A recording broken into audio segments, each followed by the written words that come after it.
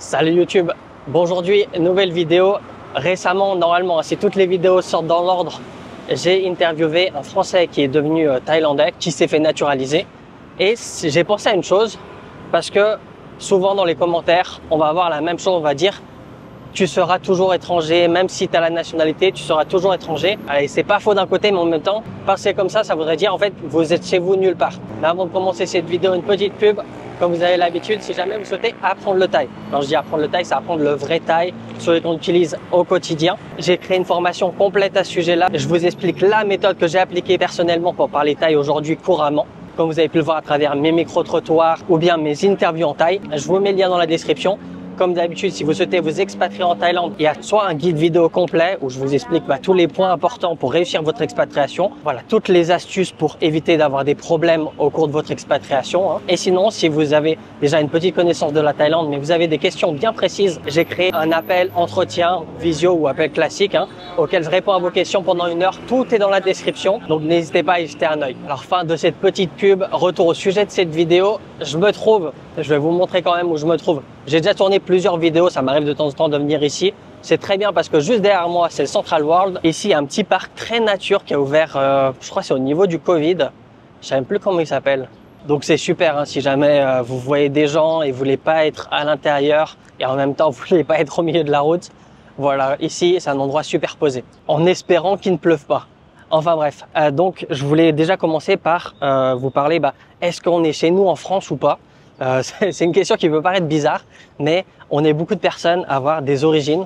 Moi, par exemple, je suis moitié laotien, même si ça se voit pas forcément au premier coup d'œil. Il y a des gens qui ont les 2 parents issus du Maghreb, de l'Afrique, d'autres pays d'Asie. Enfin bref, déjà quand on rencontre quelqu'un qui ressemble pas à ce qu'on a l'habitude de dire un Français de souche, donc le cas de blanc, aux yeux clairs, on va lui demander t'es de quelle origine. C'est une des premières choses qu'on demande aux gens quand on se dit cette personne-là, il a des origines et ça m'intéresse de le savoir. Pas forcément dans le côté péjoratif, c'est juste de la curiosité qui peut être très bien placée. Moi, j'aime bien savoir les origines des gens. Ça permet un petit peu de cerner la personne sur son attitude, etc. Je trouve que ça révèle beaucoup d'informations. Donc voilà, même si la personne elle est française depuis, je sais pas, 2, 3 générations, peut-être même plus, mais il a des origines. Et donc, de sa tête, on va pas savoir forcément que c'est un Français, mais il s'exprime extrêmement bien.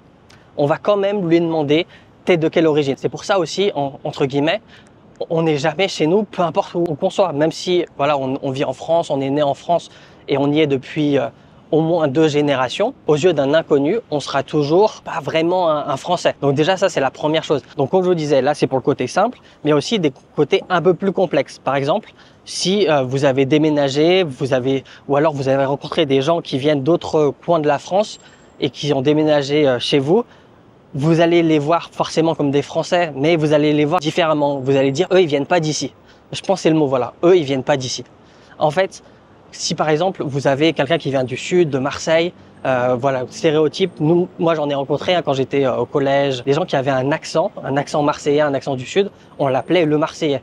Alors qu'il venait pas de Marseille, il venait juste du sud et s'était installé vers chez moi. Donc du coup, stéréotype, on l'appelait le Marseillais. Donc on lui demande pas s'il est français, mais en fait, on lui demande d'où il vient. Et il y a une chose intéressante, est-ce que par exemple, il a fait toute son enfance jusqu'à, je sais pas, fin primaire, début collège dans le sud, et après il déménage 15 ans, la moitié de sa vie à Lyon, est-ce que vous allez lui dire, est-ce que tu te sens chez toi à Lyon? C'est bizarre un petit peu comme question. J'espère m'exprimer correctement, que vous arrivez à comprendre le point où je veux en venir.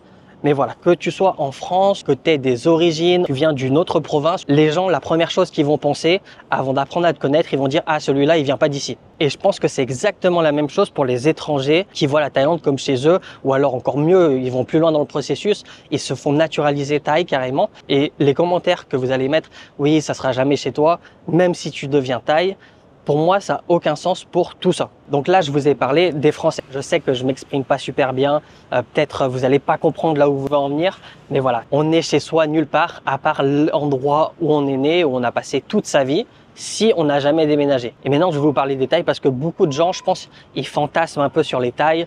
Ils se disent, voilà, les Thaïs, ils sont solidaires. Si t'es Thaï, t'es Thaï. Mais c'est pas comme ça dans la vraie vie ici en Thaïlande. Déjà, en Thaïlande, il y a plusieurs provinces. Donc, grossièrement, il y a les gens du nord, Chiang Mai par exemple, les gens d'Isan, donc à la frontière laotienne, ce qui avant appartenait au Laos. Tu as les gens du centre de Bangkok et tu as des gens du sud, par exemple Phuket. Beaucoup de personnes d'autres provinces vont venir travailler à Bangkok parce que c'est la capitale, il y a plus d'opportunités au niveau travail, il y a plus d'argent à se faire et ça fait durant leur vie à Bangkok, ils vont rencontrer des gens par rapport à des soirées, par rapport au travail, etc. Mais une des premières questions qui va se poser, c'est d'où tu viens. On va lui demander Majak Nae, d'où tu viens. Donc si on veut être plus précis, Majak Changwat Alai, de quelle province tu viens. Pour pareil, cerner un petit peu la personne, comme on va demander nous des origines à des gens qu'on rencontre, eux ils vont demander de quelle province tu viens. Et rapidement, c'est pareil en France, si vous rencontrez par exemple, vous venez de Lyon, vous déménagez à Paris, vous rencontrez un Lyonnais, forcément il y aura plus d'attaches. Et c'est la même chose ici. Si les personnes elles viennent d'Isan et elles rencontrent une autre personne d'Isan, ah ok tu viens d'Isan, de quelle province en Isan? Ok, c'est pas très loin de chez moi, je connais des gens là-bas, etc. La connexion va se faire plus facilement. Pourtant c'est détail, mais on va quand même leur demander, tout comme nous, d'où tu viens en fait en Thaïlande. Après parmi tous ces gens, il y a des gens, ils sont pas forcément bienveillants, ils vont se dire ah cette personne-là, elle vient d'une province pauvre, alors je vais la snobber. Ça peut être la même chose des gens qui habitent dans les grandes villes, ils vont voir des gens qui viennent de la campagne, ils vont un petit peu les snobber. Et ça existe ici aussi. On va dire ok c'est un Thaï mais c'est un Thaï d'Isan, ok c'est un Thaï mais c'est un Thaï du sud de la Thaïlande, etc. Vous voyez un petit peu où je veux en venir. Donc même si vous êtes Thaï, on va vous demander vos origines et également les métis. Genre on va dire ah toi t'es métis.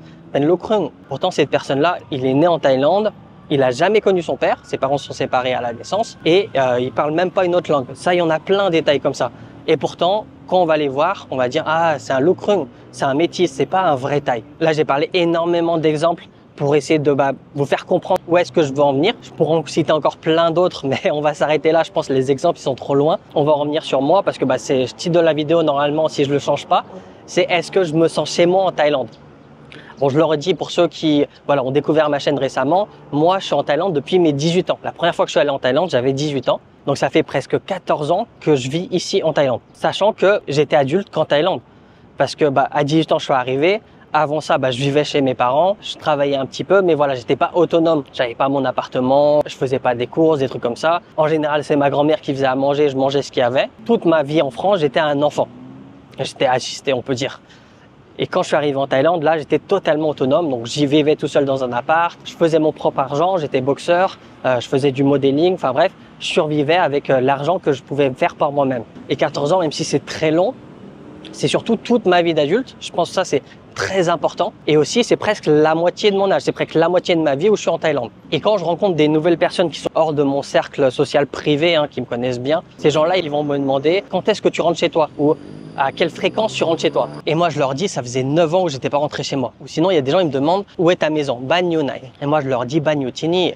Ici, c'est chez moi en fait. Moi, je me sens vraiment chez moi ici. Et c'est pas une image que je veux transmettre aux gens, que ce soit à vous qui regardez mes vidéos ou aux gens que je rencontre. C'est vraiment ici, en fait, c'est chez moi. J'ai tout construit ici. J'ai construit ma famille, j'ai un enfant ici, mon travail, il est ici. Les vidéos que je tourne, je les tourne ici en Thaïlande. Pareil, ici, c'est vraiment chez moi. Donc, quand les gens me demandent où est chez toi, moi, je leur réponds directement, ici, c'est chez moi. Il y en a qui demandent, Krop Kroi Yoni, alors, ta famille est ici? Pareil, je leur réponds, oui, ma famille est ici parce que j'ai construit ma famille ici. J'ai ma femme, j'ai mon enfant. Donc, forcément, pour moi, ma famille, elle est ici. Après, je leur dis, voilà, mon père, par contre, lui, il est au Laos. Ma mère, par contre, elle est là en France.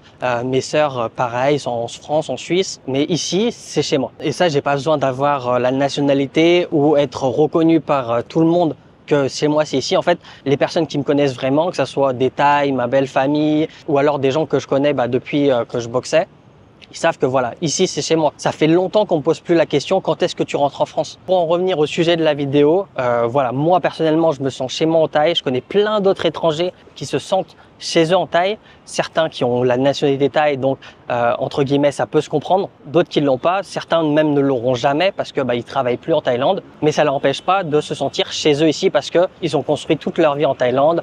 Ils ont leur famille, ils ont les business qu'ils avaient créés avant. Et les gens, ils sont pas à la recherche d'une approbation de tout le public. Ou alors que certains d'entre vous qui regardent les vidéos pensent ici c'est chez moi. En fait, ça nous est totalement égal. Et je pense aussi c'est la même chose pour vous si vous venez d'une autre région de France et vous avez déménagé et vous y vivez depuis plusieurs années. Ça vous est égal que la boulangère du coin pense que vous êtes un touriste ou alors que le boucher pense que vous venez d'ailleurs. Donc voilà, je le redis encore une fois, moi je me sens chez moi ici en Thaïlande. Les personnes qui sont dans mon cercle proche pensent la même chose que moi, pensent qu'ici c'est chez moi. Dites-moi vous en commentaire, les personnes qui vivent en Thaïlande, est-ce que vous vous sentez chez vous en Thaïlande?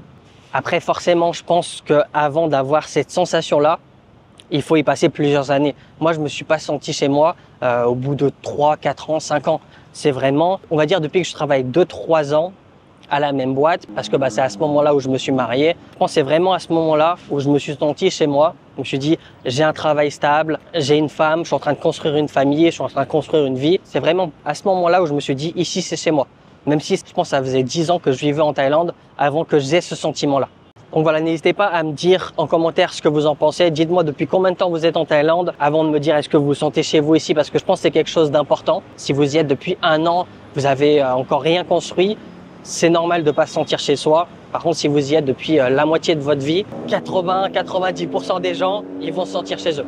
Enfin bref, je vous laisse me dire tout ça en commentaire. N'oubliez pas de vous abonner, c'est pas déjà fait, de mettre un like, ça aide la chaîne à avoir plus de visibilité.